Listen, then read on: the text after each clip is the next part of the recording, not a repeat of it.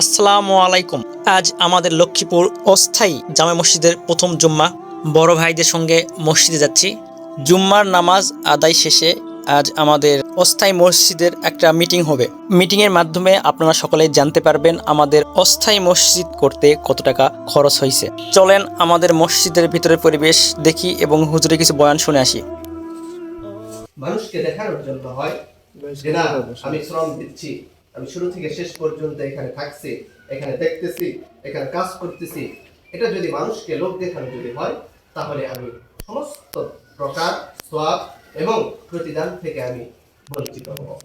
এই জন্য এটা খেয়াল রাখা দরকার যে আমার কোনো একটা কাজ, কোনো একটা কথা, কোনো একটা ভঙ্গিমা যেন। নামাজ শেষে মিটিংয়ের মাধ্যমে আমরা জানতে পারলাম আমাদের অস্থায়ী মসজিদ করতে প্রায় 58,000 টাকা লেগেছে। অবশেষে আপনাদের মাঝে একটি কথাই বলতে চাই, আপনারা আমাদের জন্য দোয়া করবেন, আমরা যেন অতি তাড়াতাড়ি আমাদের নতুন মসজিদের কাজ শুরু করতে পারি। আপনারা সকলে ভালো থাকবেন, সুস্থ থাকবেন। আল্লাহ হাফেজ।